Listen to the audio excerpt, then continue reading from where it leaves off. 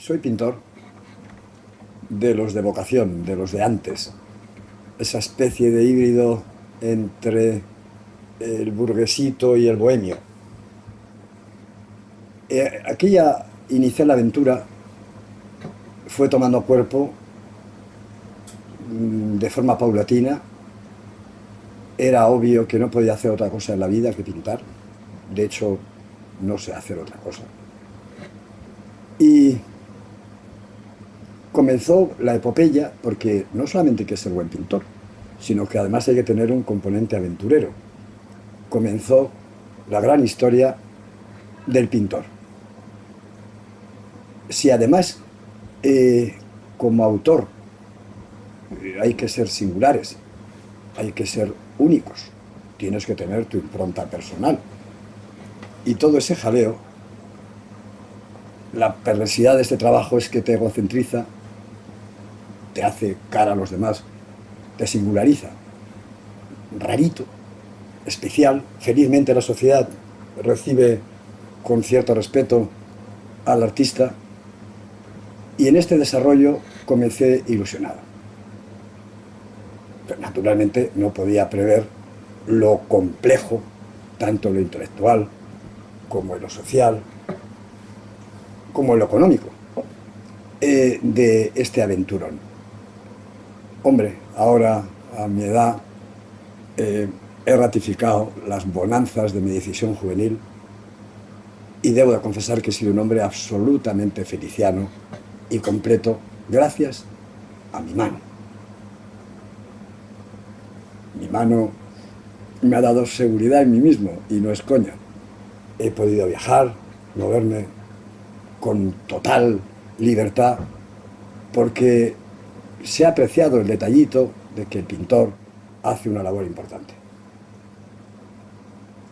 Claro, en este contexto tu labor debía de tener tintes de alguna naturaleza o provocación. Yo qué sé, puede ser pintores, figurativos, sociales, los soviéticos, por ejemplo. Bueno, pues aquellos trabajaban en función de objetivos de esa naturaleza. Artistas eróticos, pues las mujeres, los culos, pues, emociones. Y pintores, artistas ascéticos, esto me estoy inventando la etiqueta, ahora mismo.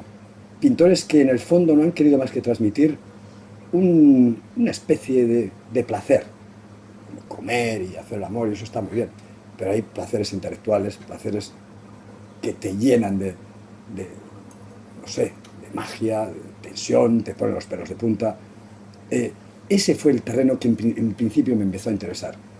De hecho, me preocupó tanto que tenía que provocar, que mi trabajo tenía que tener presencia, que hubo un tiempo, yo no tendría más de 20 o 22 años, que me puse a pintar vísceras, hígados, cosillas que fueran desagradables, con la única intención de provocar, no, de reivindicar la presencia de la obra, que estoy aquí, como una especie de grito, porque es desolador que haya obra por ahí, que abunda, que aburre, que no está presente, no interviene. Claro, el arte plástico no tiene tiempo, no se mueve, no es como una película, como la música, teatro. O sea, para llegar o tienes una sensibilidad tremenda y un espectador muy tal, no sé qué, o es muy difícil. De manera que mi intención, insisto, desde el principio, desde muy joven, ha sido generar un diálogo no solamente cómodo y agradable, sino además placentero. Bien, es que es importante esto de lo placentero, porque yo creo que cada creador, antes de eso, es un gran disfrutador del arte. Y nos comemos museos, galerías, talleres de amigos, internet, todo, sin parar. Es una verdadera borrachera permanente. Perdón, hablando de borrachera.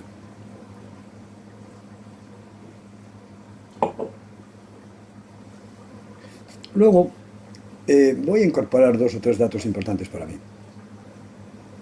Estoy pensando, me ha venido a la cabeza de repente, Piero Manchoni. Este pájaro, no sé si fue en el 67, se caga en un montón de latas, con un discurso paralelo fascinante. El arte se ha acabado. El arte definitivamente está muerto. Y esto es el colofón. Porque efectivamente, en los años 40 y antes, se había agredido, roto, quemado, y pinchado, rajado, Fontana, toda esa gente, el Burri, ahí ya le daba fuego, las arpilleras, no sé qué. Se había hecho de todo. Entonces era obvio que en un ancho y un alto, en un soporte estático, ya no se podía hacer más. Claro, esto de que se ha muerto el arte era una falacia. Lo cierto es que inmediatamente surgieron nuevas, nuevas posiciones, la gente joven, los pop, etcétera. Y el hilo conductor, antes ya estaba Otto Dix y otros, el hilo conductor era un mantenimiento de la imagen. Es que claro, el concepto figurativo ha sido el ideal para tirar flechas, ¿no? Tú, te falta un cromosoma, tío, o sea, no respondes al tiempo que vives, etcétera. Pero es que la figuración es un lenguaje naturalmente que no necesita discurso paralelo, no necesita, habla por sí mismo. Y las bondades están incluidas.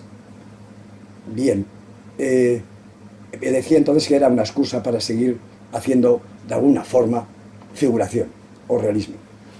Ya estaban también todos ya hartos de pues el expresionismo contra el constructivismo, la figuración y la abstracción, en fin, como siempre en pelea. No. El arte, que ya el arte como palabra ya es un lío, porque no ha habido un solo pensador de estos eruditos, estos sesudos que tanto han escrito, críticos, filósofos, y no se ha puesto ninguno de acuerdo en qué es arte. ¿Arte qué encierra? ¿Qué es arte? El arte es imparable, su propia estructura, su constitución interior es ajena a, no sé, a los dictados y a las fórmulas. El arte es una emoción, evidentemente, una emoción te la puede dar una pirámide, te la puede dar un trozo de vasija romana que emocionó, la pillas en la mano. El arte está en todo, la belleza de una criatura, el esqueleto de ciertas razas, eso es arte. En mi formación, lo puntero, lo lo más moderno era el pop.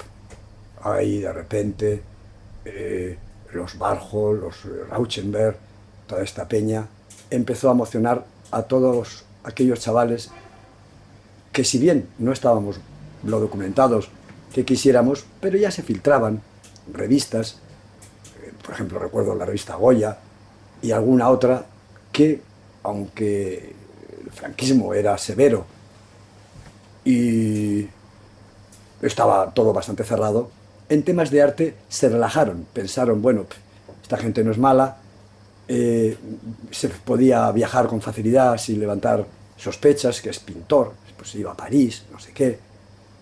El denominador común de toda mi obra ha sido mi empecinamiento con la figuración, en sus múltiples posibilidades. Una figuración no tiene por ser el superrealismo o el realismo fotográfico o tal. La figuración en su más amplio sentido. Bueno, ya antes había pasado un periodo, llamémosle, histórico. Bueno, voy a contar una anécdota curiosa de mi juventud, de la cual estoy muy orgulloso. Es que además fui el único que lo hacía en toda España. Me hice tremendamente popular. Me dediqué a investigar iconografía militar del siglo XIX. Claro, eso tenía un tufillo como militaroide, medio facha. Hablo de iconografía militar, el esplendor, la brillantez que tenían los uniformes militares en el siglo XVIII. Porque claro, luego los uniformes se ponían verdes para camuflarse, pero en aquella época no había sistemas de comunicación, y cuanto mejor se viera el plumero, ya sabías quién venía. El de plumero amarillo, hombre, son los nuestros, el enemigo, el plumero azul. Y eso me fascinó. Estuve investigando todo esto pues, en el Servicio Histórico Militar, en todos los archivos, el Museo del Ejército, etc. Me fui a París, a los Inválidos, a seguir con el tema napoleónico. Y así estuve 10 años. Edité miles de litografías.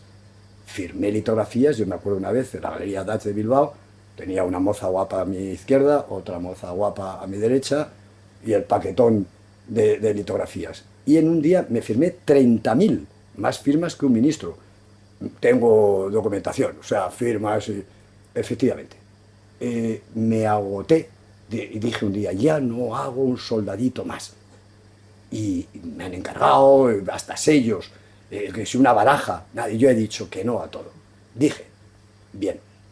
Luego vino el periodo este orientalista, curioso, de alfombras, de moros, y paulatinamente ya en el estudio